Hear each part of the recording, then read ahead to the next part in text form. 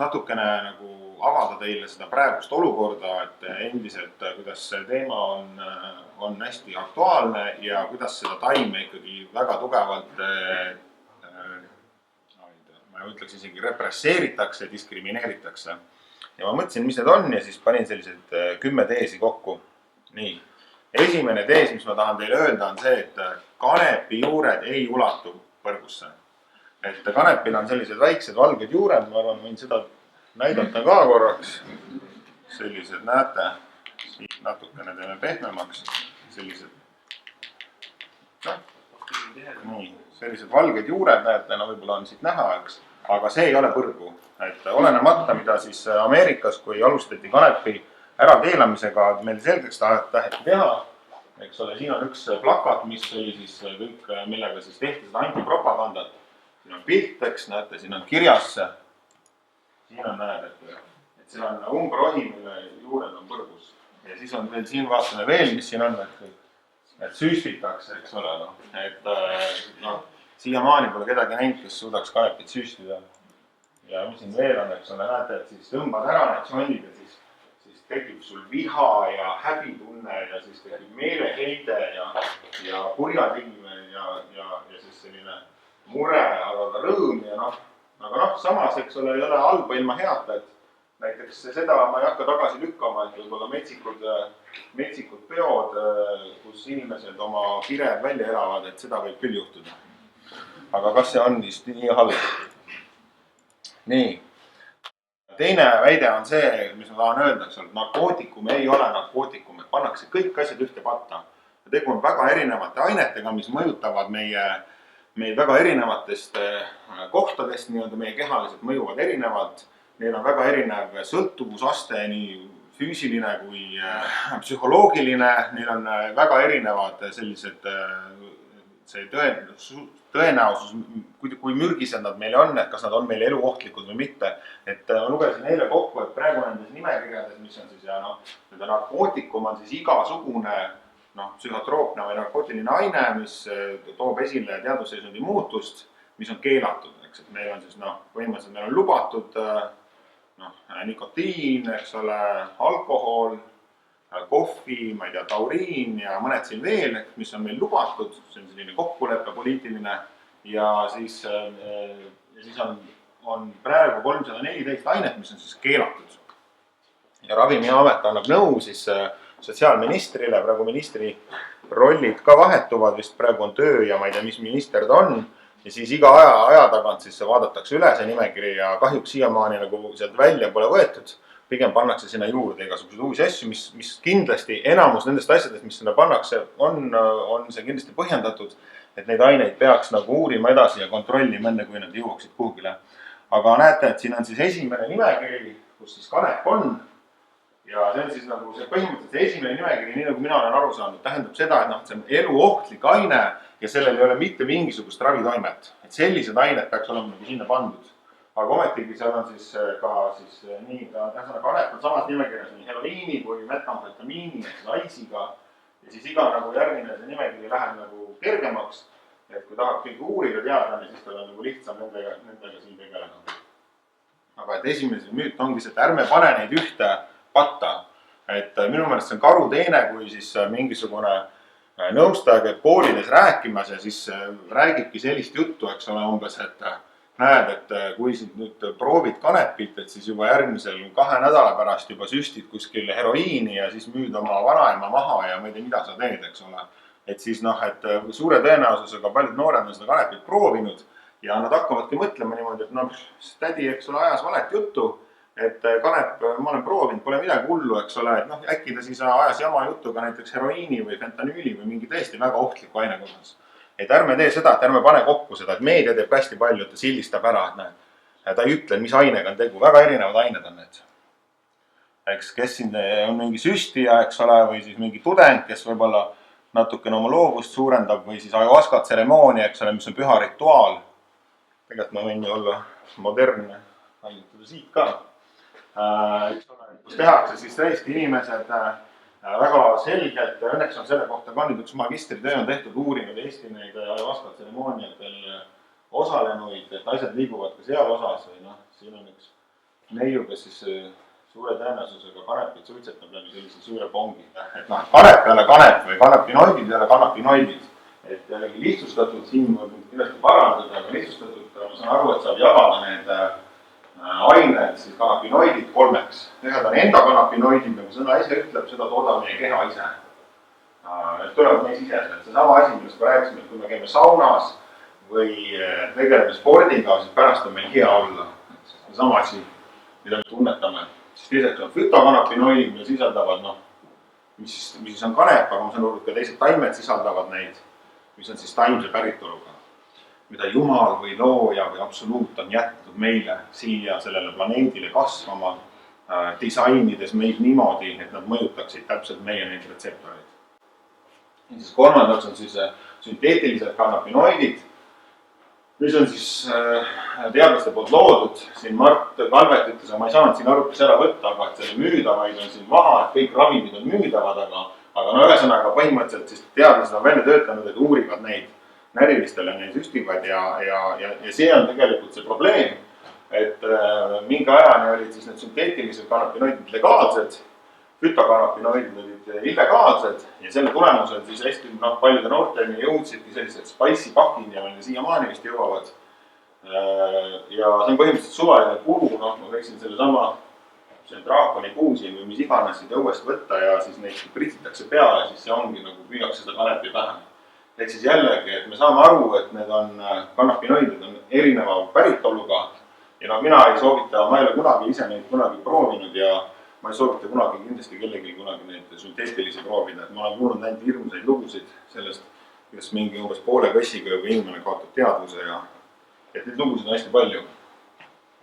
4. Neljast on juba täna räägitud õnneks, aga et ei ole olemas selline, et nüüd meil see narkokanep, eks ole, et siis me oleme see ravikanep, see on nagu selline siuke punane rist on tal peal ilusti ja kõik on mõnus ja siis on meil 3. on meil mingisugune tööstuskanep, mis on siuke kummikud jalas ja värk, eks ole, et ei ole tegelikult taim on taim. Küsimus on selles, et millise otstarbega me kasutame, millised on tema omadused, et ja need asjad, et siin enne me on juttu, aga ma ise nagu selle Finola aretaja loengut salvestanud ka, et siis ta rääkis seda tausta, et jällegi nii nagu see asi käib, raha ja rahavõim, et tegelikult on olemas mingisugused Siberi algsed sordid, mille THC on küll üle 0,2, aga mis sobiks näiteks meil siin Eestis väga hästi kasvatada, aga neid on praegu ära keelatud, kuna see Finola saigi monopoli ja rahad liiguvad ja ümbrikud ka ja nii see poliitika meil käib. Et aga mis ma tahan öelda on see, et tegelikult taim on taim. Küsimus on, mida me teeme aga kui me peaksime seda nimetama niimoodi, siis küsimus on ainult selles ühes kannapinoidis, mis on siis THC, eks, millest on täna juttu olnud, mis on põhiline komponent, mis tekitab selle psühhoaktiivse toime.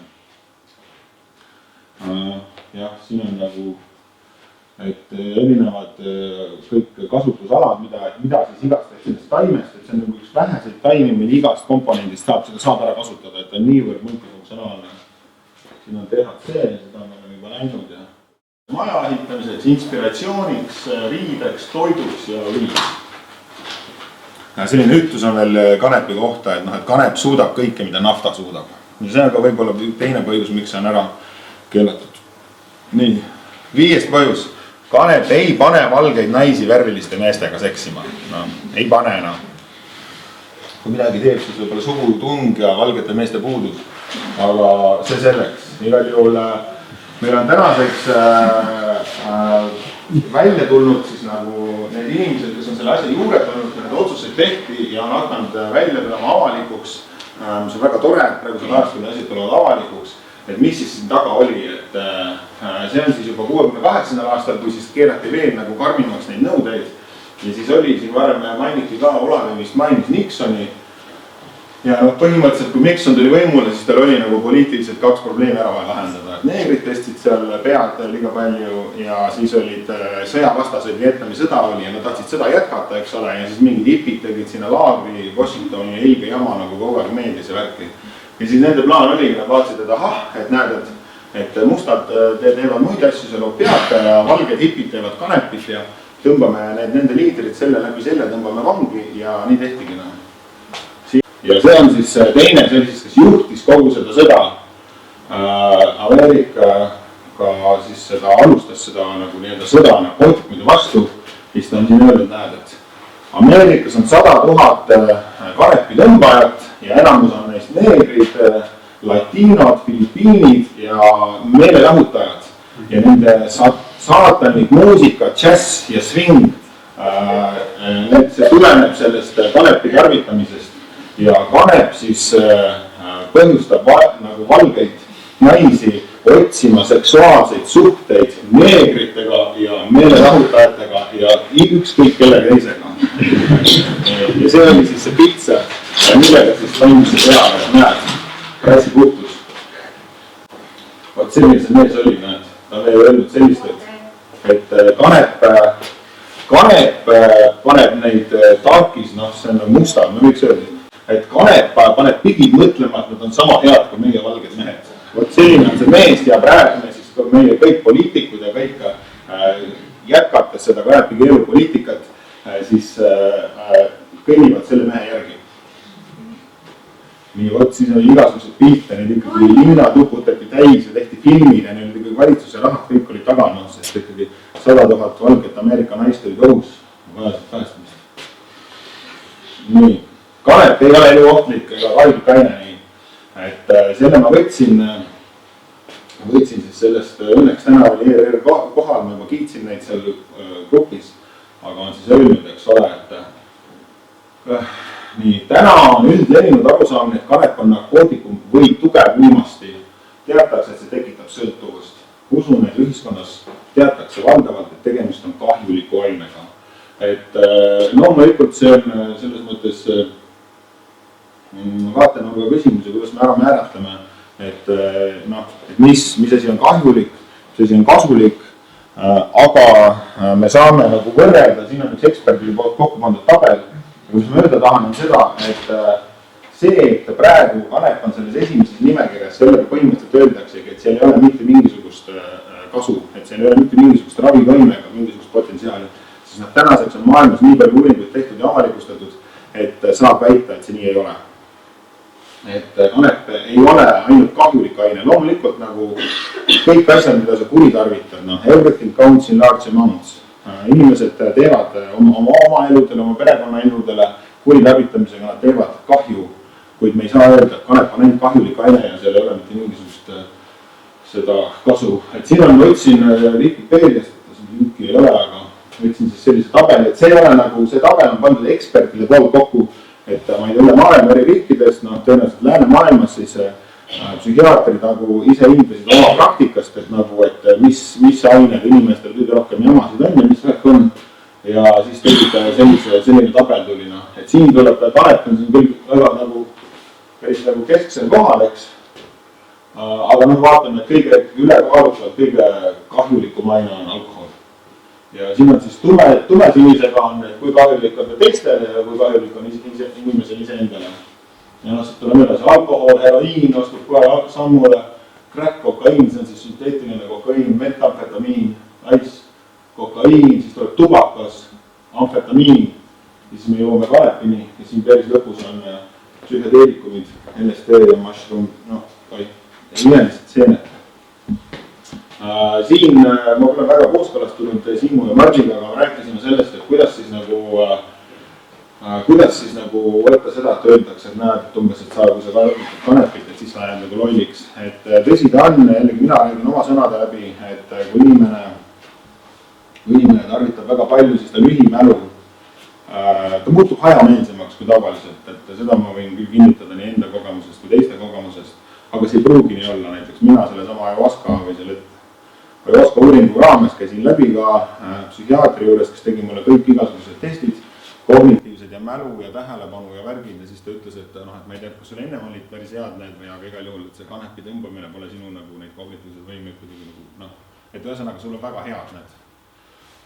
Ja ma arvan, et see ongi nagu selline isiklik asi, aga mis ma olen nagu välja nagu lugenud erinevatest kogemustest on ikkagi see, et suhteliselt üks seisukoht on see, et pikaajalist mälu ta ei kahjusta ja kui inimene lakkab seda tarvitamist, siis üsna kiiresti või tarvitab väga vähe, siis üsna kiiresti ka see lühiajaline mälu taastub. ja et kuidas see aju arengule, et siis jällegi minu enda esimene kord, kui ma kanepit proovisin, oli mu 21. sünnipäeval, mis on nagu võib-olla selline märgiline, aga mina kindlasti ma kutsun üles noori, kes on nooremad sellest mitte tarvitama, mitte alustama selle tarvitamisega, sest koolis läheb raskemaks, inimese isiksus pole välja arenenud, inimese aju pole veel välja arenenud, et see võiks kindlasti olla midagi, mis on nagu teadlikult teeb, kui inimene ise välja küpsenud. Et aju, nii nagu ma olen aru saanud, et meil ei ole, nii nagu me ei saa öelda seda, et nüüd kanep ei mõjutaks aju arengut nagu halvas mõttes, ei saa me ka öelda teda, et ta seda teeb, et selleks on liiga uuringuid tehtud, aga mõlemad siis meie arvamusliidud selles küsimuses on ühel meelel, et kindlasti ei tohi teha liiga noorelt ja liiga palju ja niimoodi siis 8. müüt, mis on, eks ole, et räägitakse hästi palju sellest, et kanep on hüppelaua teooria, no see sama jutt ongi niimoodi, et täna teed siis ühe mahvi ja siis järgmisel homme juba otsid amfetamiini ja siis reedeks oled omale mingi heroiinisüsta nagu see piinutus, et noh, et see ei ole niimoodi. Ja kui me üldse saame rääkida millestki, mis on hüppelaud, siis kindlasti see tabel näitab ka, eks ole, siis selleks ongi ikkagi need legaalsed narkootikumid või on alkohol ja nikotiin. Ja mingisugune, mul ei ole seda, ma ei jõudnud seda leida, aga põhimõtteliselt see vastulause sellele propagandalausele, et see on see hüppelaud, on ka see, et jah, et tõsi, et 90% nendest inimestest, kes heroiini süstimiseni jõuavad, on tarvitanud kanepit, aga ainult 4% neist inimestest, kes kanepit teevad, jõuavad heroiinini. Et see on nagu, see väide on ka statistiliselt manipuleeritud ja demagoogiline, aga mis ma tahan öelda kindlasti on see, et nagu samamoodi, kui me näeme praegu siin ka, eks ole, eriti praegu nagu selles ühesõnaga meie kultuuris noored ikkagi kõigepealt alustavad sellest, et nad kas kodus või kuskil peol või kuskil poe taga, eks ole, hakkavad alkoholi tarvitama, väga paljud noored suitsetavad endiselt. Ja siis võidakse kanepi järgmist asjade juurde jõuda. Nii, kanep ei põhjusta skisofreeniat, et siin võtsin siis välja Põhja-Tallinna haiglast siis sellise hästi mõistliku ja tasakaaluga artikli on kirjutanud siis Viljar Veebe, kes on psühhiaatri arst ja resident. Ja siis tema põhimõtteliselt ütleb seda ka, mida meie aktivistid oleme alati rääkinud, et kui teil on perekonnas mingisuguseid vaimseid haigusi või kui teil on perekonnas esinenud skisofreeniat või teil ise endal on, siis kindlasti ei soovitaks eksperimenteerida, kindlasti ei soovitaks eksperimenteerida üksinda ja liiga noorena.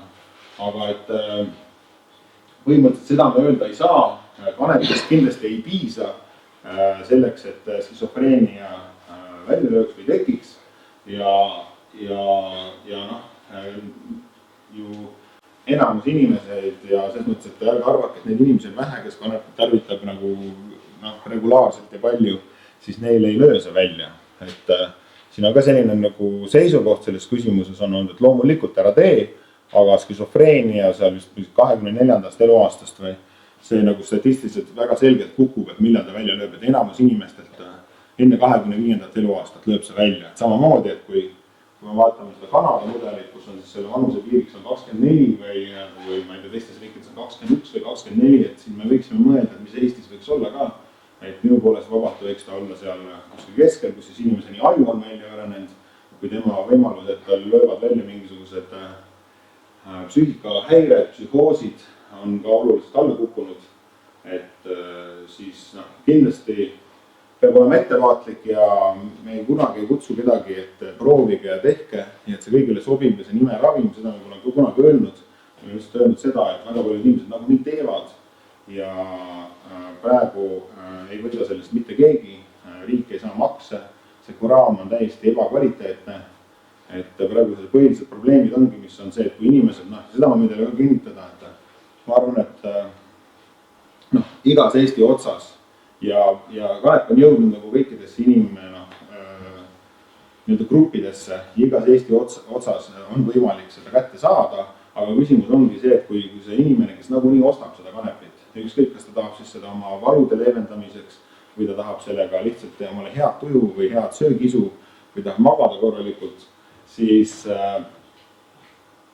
ta ei tea seda, mida ta tegelikult ostab. No, see võib olla vabalt seesama sünteetiline, ma ütleks nii, et see võib olla vabalt seesama sünteetiline pask, eks, mis on täiesti etteootamatu tulemustega. See võib olla pritsitud mingisuguse atsetooni või muu asjaga, mis nagu hetkel, kui sa tõmbad, siis ta nagu mõjub võimsamana. Muude asjadega ilmutatud, et teda teha teda raskemaks ja noh, ja kui me vaatame, ühesõnaga praegu, kui nagunii suur hulk inimesi tarvitab seda regulaarselt, siis nad ei tea, mida nad saavad, riik ei saa selle pealt makse ja probleem on ka selles, et noh, et see samamoodi nagu kui on vahe, et ütleme, et te võtate mingisugust riigiviina, mis on mingi 30-kraadine, võtate seal 4 pitsi või te võtate mingit hansjat, mis on 70-kraadine, seal on ilmselge vahe, eks ole, et te peate teadma seda. Siis kõik riigid, kes on läinud dekriminaliseerimise teed, on see nõue olemas, et nendel, eriti nendel produktidel, mis on söödavad, siis õlid või küpsised või koogid või muffinid või jogurtid või noh, põhimõtteliselt you name it, kanepi teadus või ütleme, kanepi majandusharus on väga loovad inimesed, nad tulevad väga paljude asjadega välja, et nendel kõikidel produktidel on peas, et THC sisaldus, see sama, millest on hästi palju täna olnud jutt, see psühhoaktiivse taimega, sinna peab olema peale märgitud, et kas see on 5%, 10% või 20%, siis inimene teab, noh, et just mu sõbra naine töötab arstina Soomes, siis ta rääkis mulle just lugu, kus tema oli siis nagu Eesti mõistes EMO-s oli valves ja siis tuli üks mees ja naine sinna, kes olid 8 grammist teinud omale kooki ja selle 2 peale ära söönud, noh, mis on täiesti meeletu tegevus, et ma arvan, et me siin kamba peale ei julgeks seda kooki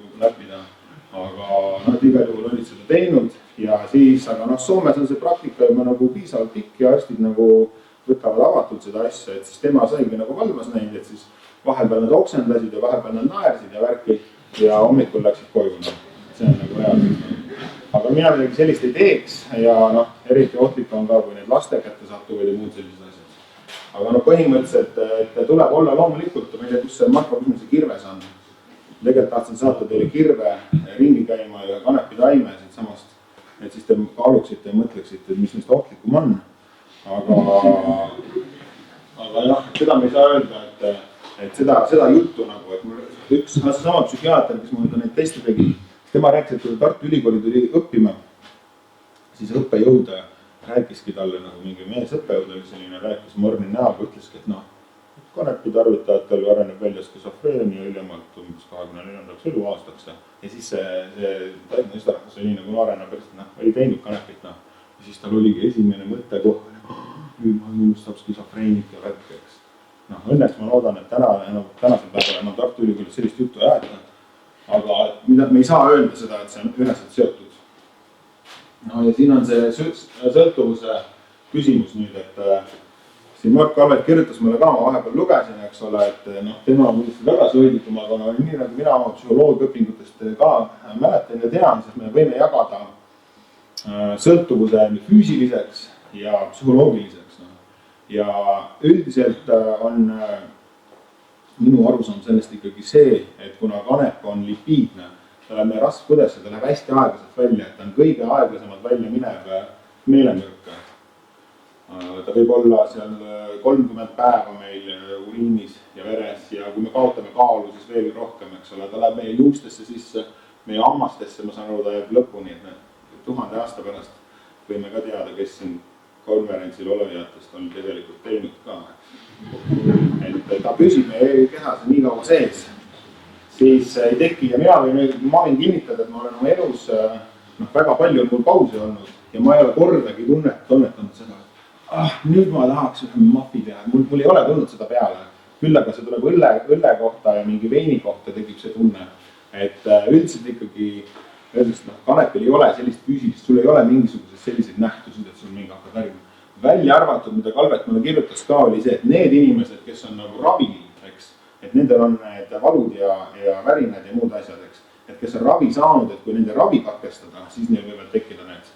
Aga mina ei tea, nagu siin kolleegid võivad seda toetada, aga mina ei tea üldiselt, et keegi oleks nagu, et ma pean saama.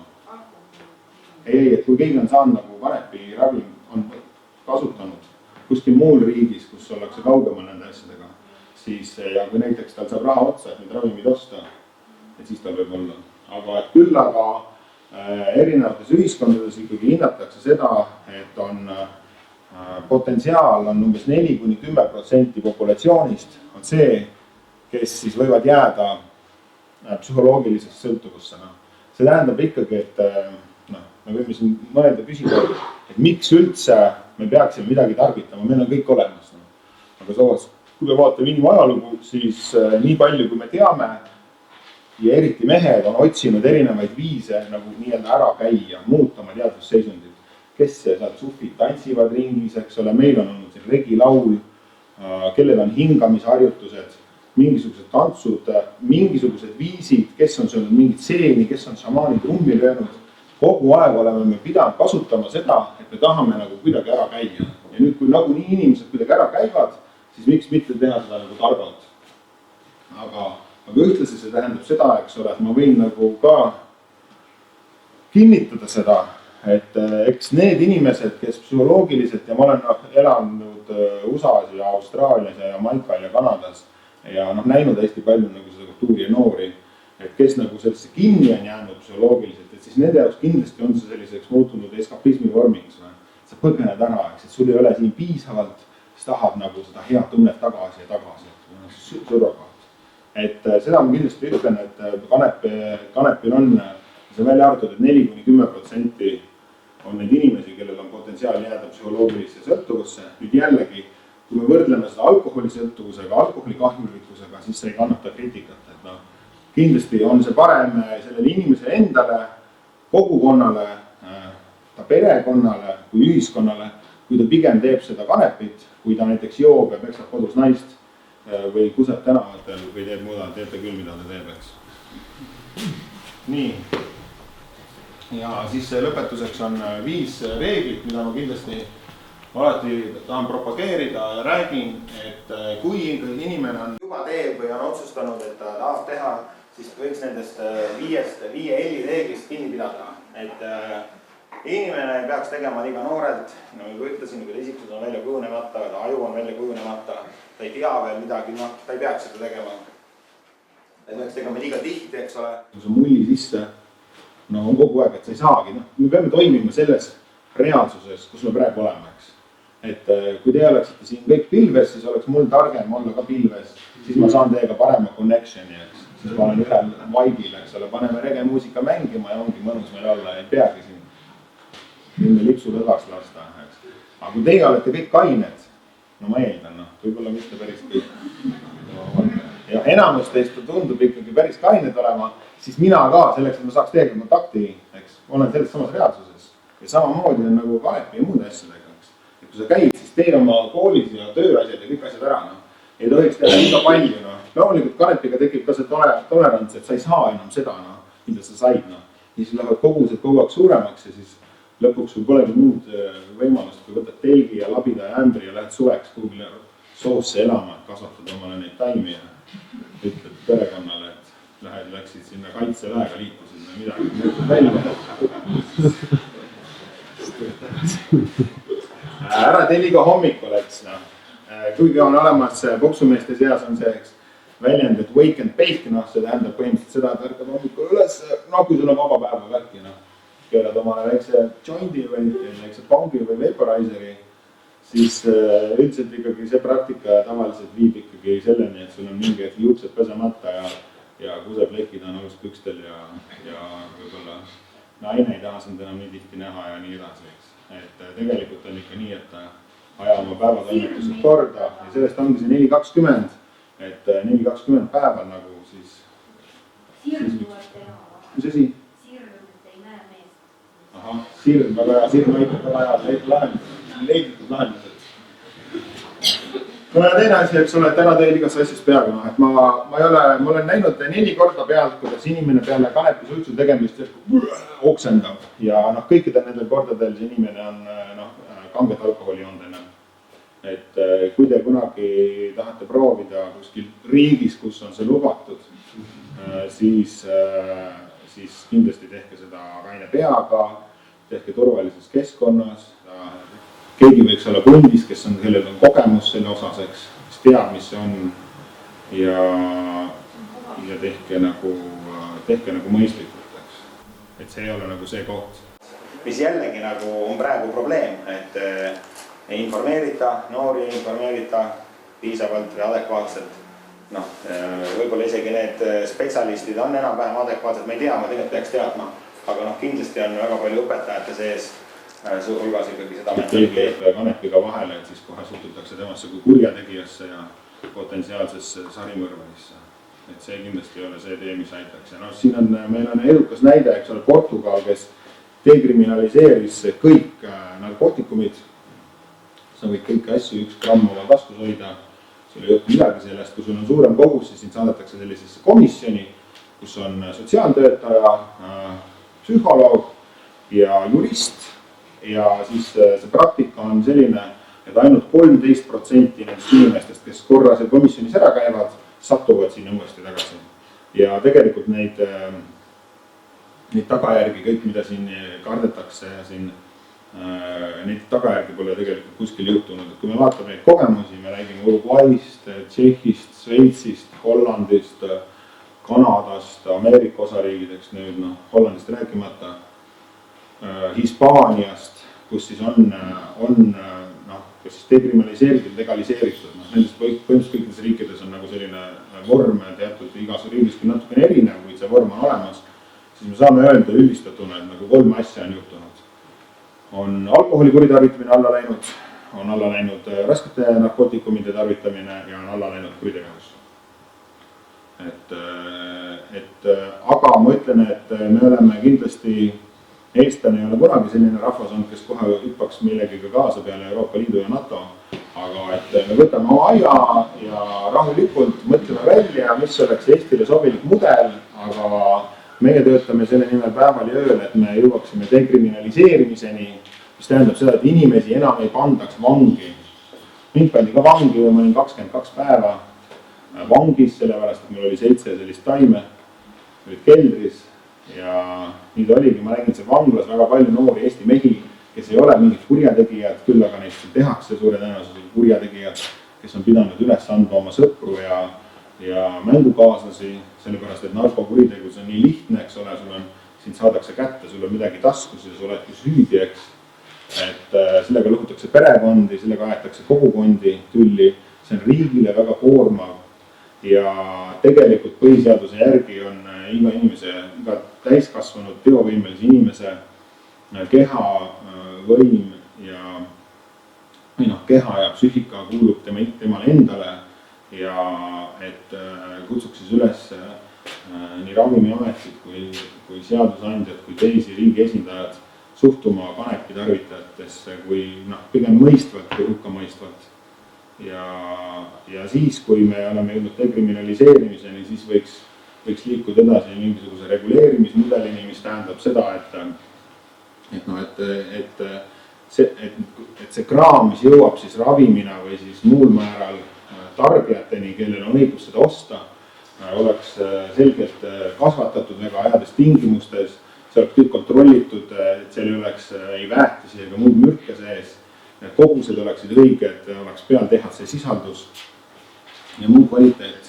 Ja et riik saaks selle pealt raha, et me praegu siin tahangi ühe artikli kokku panna, et kui palju Ameerikas on tegelikult maksuraha see toonud, millega ehitatakse koole ja kõik väga palju ilusaid asju saaks teha selle eest.